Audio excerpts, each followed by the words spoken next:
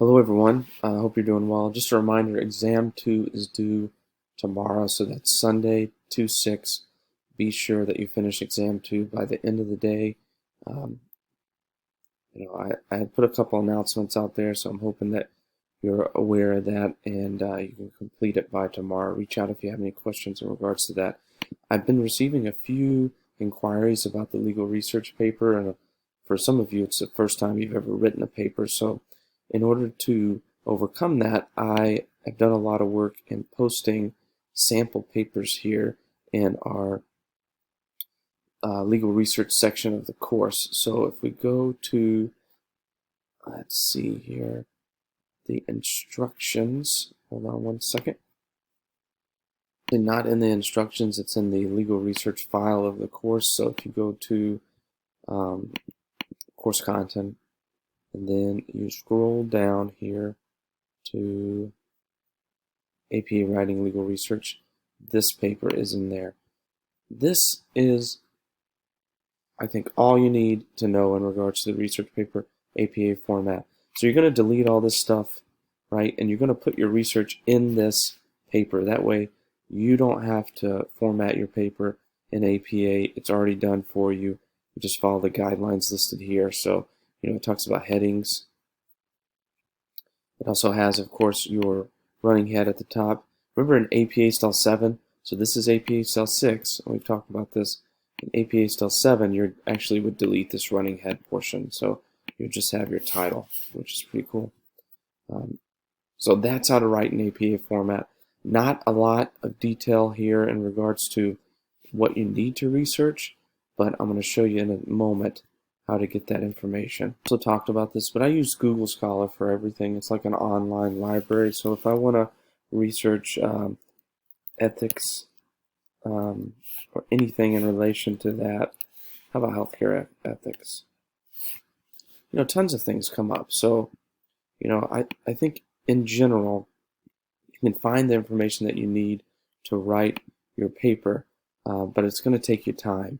And I've talked a little bit how to write a paper, but when you're looking at information related to research, you want to write in a way that's easy to understand. So let me give you a few pointers.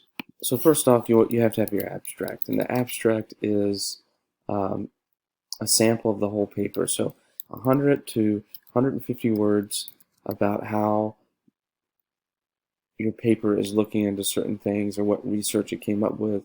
You actually put the results of the research in the abstract. The introduction is just what it says.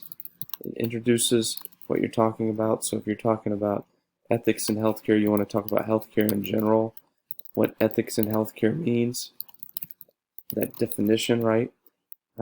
Define it, and then talk about a little bit about where you obtained your research.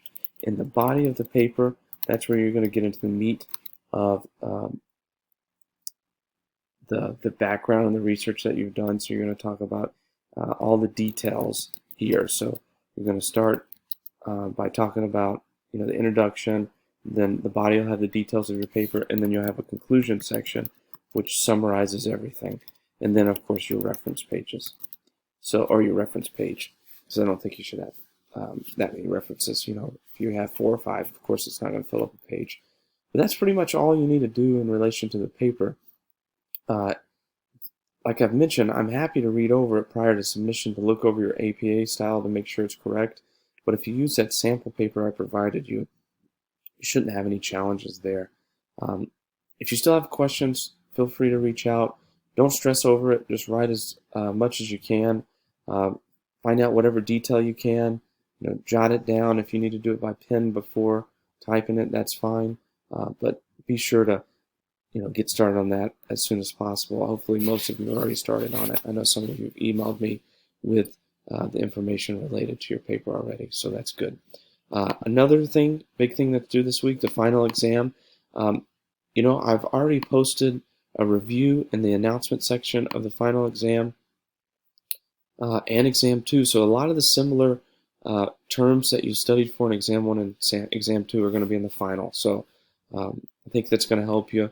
I don't think it's going to be super challenging. So if you have any questions, please let me know. But overall, I'm looking forward to finishing up this week.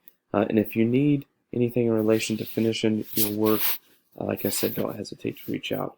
I hope you have a good weekend, and I look forward to seeing both your legal research paper and your final exam. Thanks so much.